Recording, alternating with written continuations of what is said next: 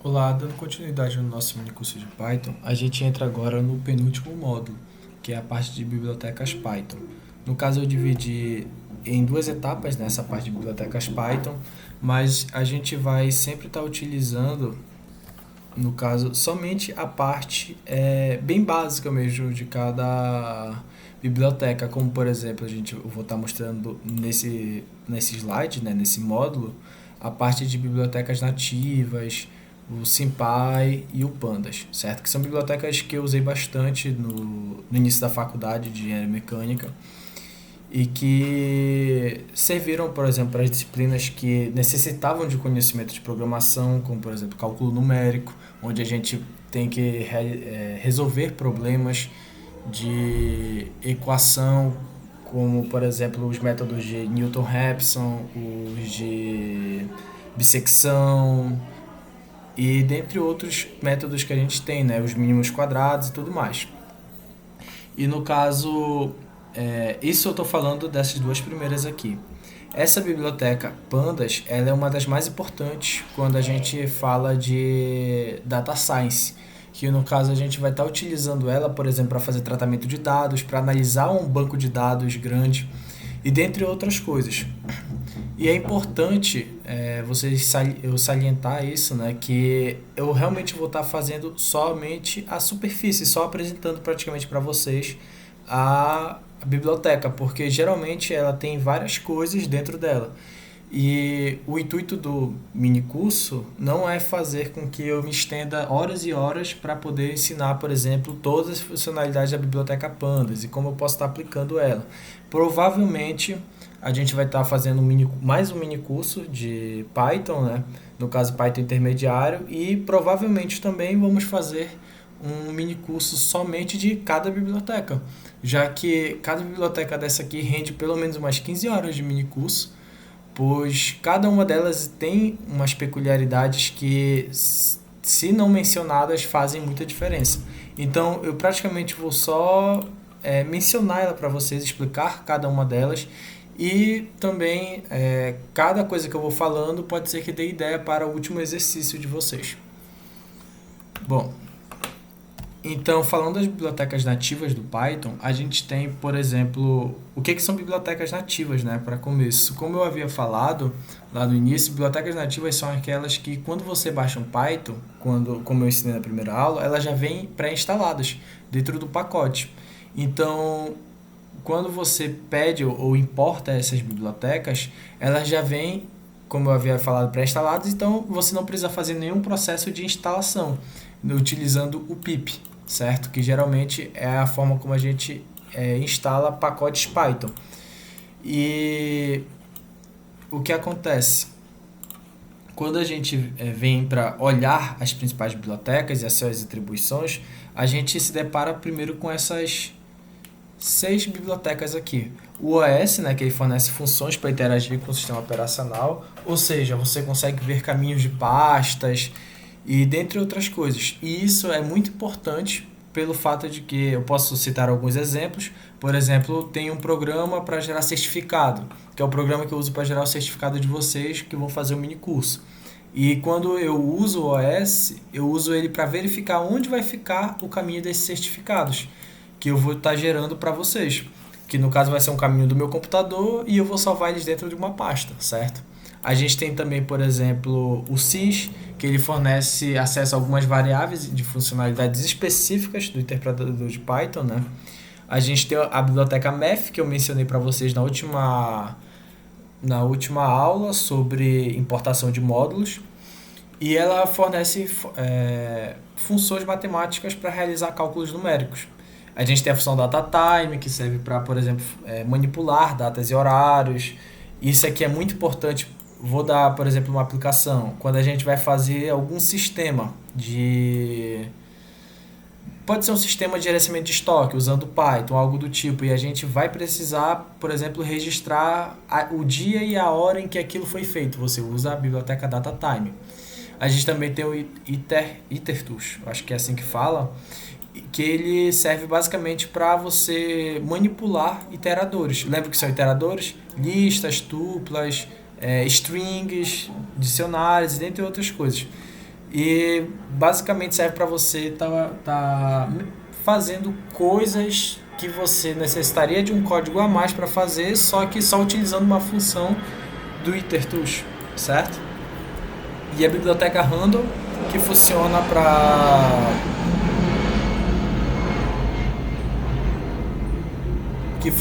para basicamente você gerar números aleatórios e realizar operações relacionadas à aleatoriedade. No caso, essa biblioteca aqui, por exemplo, se você vai fazer um sistema de segurança, coisas que talvez vocês façam mais lá pra frente, se vocês gostarem da linguagem, vocês não vão estar utilizando ela, porque ela tem um nível de segurança a menos do que outra biblioteca que eu realmente não me recordo o nome agora. Bom, são essas seis as principais bibliotecas do Python, né, que vêm nativas.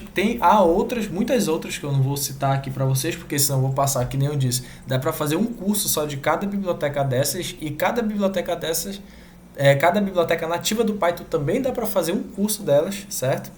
Então, eu não vou ficar mencionando tudo para vocês. Eu vou mostrar algumas funcionalidades, mas não vou aprofundar tanto.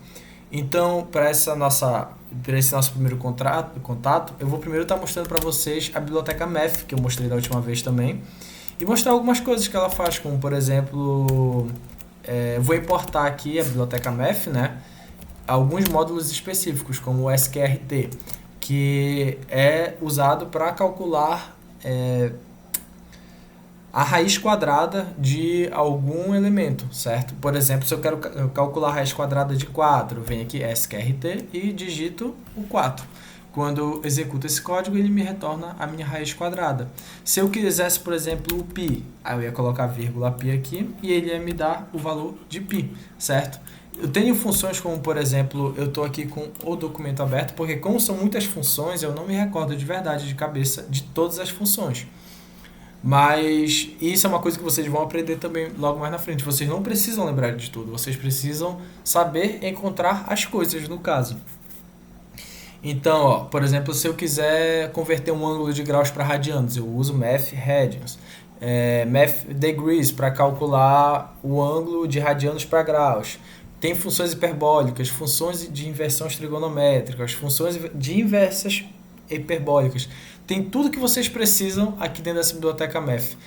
E, por exemplo, para pessoas que vão fazer disciplinas que utilizam muito essa parte de programação, 90% do que vocês vão estar utilizando vai estar dentro dessa biblioteca Math, certo? Tem como calcular fatorial, tem como retornar o maior divisor comum, que no caso seria o MDC, e dentre outras coisas. No material que eu disponibilizo para vocês, tem alguns exemplos de códigos. Eu vou estar fazendo aqui uns básicos com vocês só para estar exemplificando.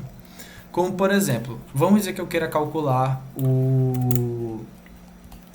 queira fazer uma função para calcular a área de um círculo. Eu venho bem aqui e digito a área do círculo, certo? O que eu preciso para calcular a área do círculo? Um raio.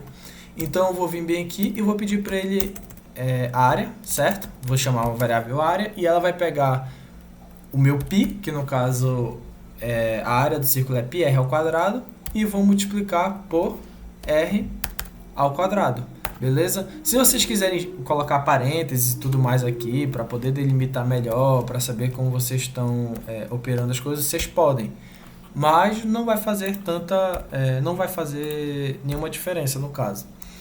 E, por exemplo, eu vou chegar bem aqui e vou digitar a área do círculo e vou pedir para ele, no caso, retornar essa área. E essa aqui vai ser a minha área 1. Área do círculo para o valor de 1. Quando eu executar esse código... olha aí, ó, eu acabei esquecendo de colocar os dois pontos bem aqui. E o Python, como eu disse, ele sempre vai indicar qual o tipo de erro. No caso, esse erro foi de sintaxe, certo? Quando eu executar, aí eu venho bem aqui e eu posso pedir bem aqui embaixo, a área 1. Ele vai me retornar o valor de π, no caso, porque seria 1 vezes... No caso, π vezes 1 ao quadrado, que é π. Mas se eu colocasse um 5 aqui, por exemplo, e executasse aqui, ele ia me dar esta nova área aqui, certo? Esse é só um exemplo básico da biblioteca Math. Aqui no material que estou disponibilizando para vocês, tem o cálculo de fatorial, o cálculo de hipotenusa, tem como, por exemplo, verificar se isso é um número, entende? Então eu fiz vários outros tipos de exemplos aqui que não vale a pena também ficar toda hora refazendo. Depois, quando acabar esse mini curso, eu vou estar disponibilizando, vou estar fazendo vários tipos de exemplos com várias bibliotecas para poder estar postando para vocês, mas isso vai ser um conteúdo fora a parte do mini curso. Dessa parte eu só realmente quero mostrar para vocês que existe tais funcionalidades no Python em si. Além disso, a gente também tem a biblioteca IterTools, né, como eu comentei anteriormente. Dessas coisas aqui que eu listei, as mais interessantes são a parte de combinação e permutação, onde a gente pode pegar elementos iteráveis e aplicar aqueles tipos de combinações que a gente aprende na escola, que é a combinação, que no caso eu não me lembro qual é o que não importa a ordem, ou qual que importa a ordem, mas tem a combinação e a permutação. E o Python em si, ele já faz isso para a gente. E o que acontece? Muitas vezes a gente precisa desse tipo de recurso para poder estar fazendo, por exemplo, se eu não me engano, é série de Fourier que necessita parece meio que uma permutação. Então, por exemplo, quando a gente vai fazer isso, é muito mais fácil você já utilizar uma função pronta para realizar esse tipo de coisa, certo? Do que ficar inventando a roda, como as pessoas falam, né? Além disso, a gente também tem a biblioteca Random, que serve para gerar dígitos aleatórios para a gente, certo? Todos aqui, ó, tem várias funções que eu ensino para vocês aqui. E o que acontece? Eu vou perder um pouquinho mais de tempo só nessa biblioteca SymPy, porque é uma biblioteca que ela facilita muito a nossa vida no sentido de fazer expressões matemáticas, de resolver expressões matemáticas. Então, por exemplo, na biblioteca SymPy, a gente tem essa funcionalidade aqui que é o SymPy.symbol, que ele vai gerar para a gente um símbolo matemático, certo? Então, aqui, ó, só para mostrar para vocês, eu vou importar o SymPy. Só que agora eu vou importar a biblioteca inteira, no caso. Eu vou chamar import SymPy as sp. E eu vou pegar e vou colocar aqui sp. No caso x. Vou criar uma variável x, sp.symbol. E vou dizer que essa minha variável bem aqui, ela...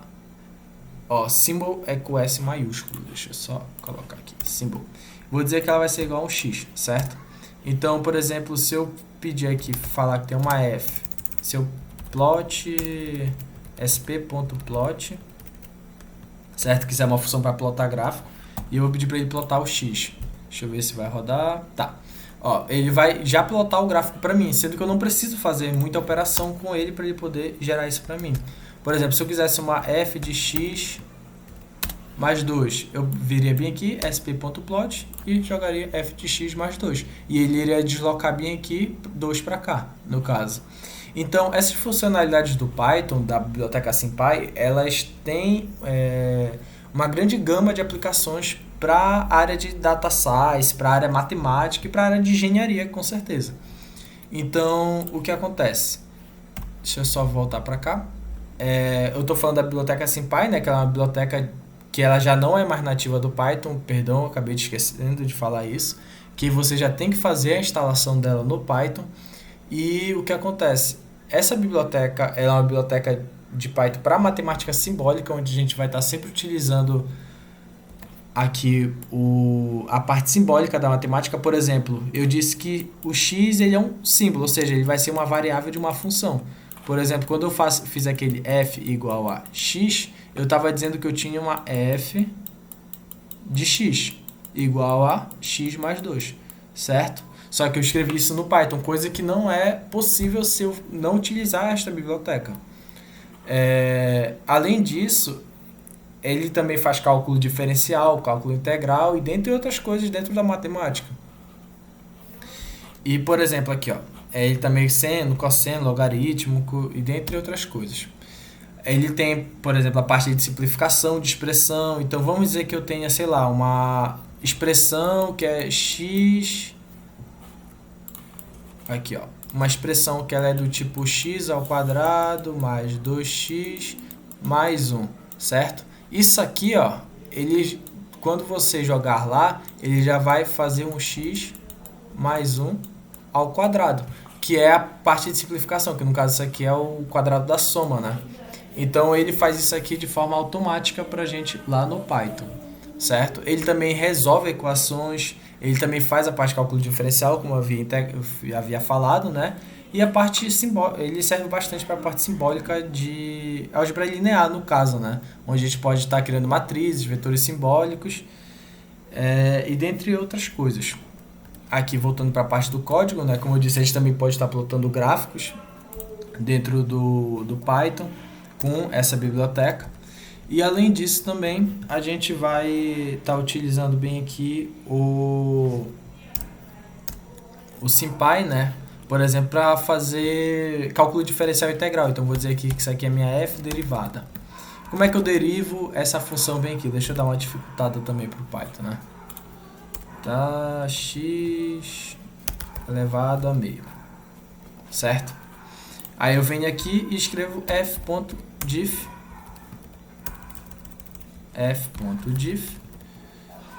em função de x, que no caso, ele já vai estar derivando aquela minha função. Deixa eu só confirmar bem aqui. SymPy, expressão, aí eu vou passar sp.diff expressão. Eu acabei confundindo um pouco. Cadê o código? Tá, beleza, bem aqui. Então eu vou vir bem aqui, a minha f derivada vai ter que ser igual a sp.diff, ponto a minha expressão, vírgula, a minha variável na qual eu quero derivar ela em função. E eu vou pedir para ele me retornar essa minha f derivada. Vamos ver se vai executar. Aqui, ele já fez o negócio e, como vocês estão vendo aqui, ele faz um print já que é mais bonitinho no caso. Ele não vem daquela forma grotesca que no caso, isso aqui escrito em Python mesmo, seria basicamente isso aqui, 0.5 dividido por x elevado a 0.5 mais 2 vezes x. Certo? Ele não vem dessa forma, ele já vem com esse print bem aqui. E, por exemplo, se eu quisesse vir bem aqui, dar um Ctrl Shift S, não posso tirar print pois estou gravando. Mas se eu quisesse tirar um print aqui e já colocar no trabalho, eu poderia, entendeu? Então, essa biblioteca ela é importante por este fato. Ela facilita muito a vida na hora de fazer algumas coisas, como, por exemplo, dá para calcular limite, matriz, função seno, cosseno e etc. E integrar também uma função. Beleza? Aqui tem vários exemplos. E basicamente é isso. Eu vou estar falando da biblioteca Pandas na próxima aula para essa não ficar tão extensa quanto eu acho que já está, né? Então é basicamente isso. Até a próxima aula.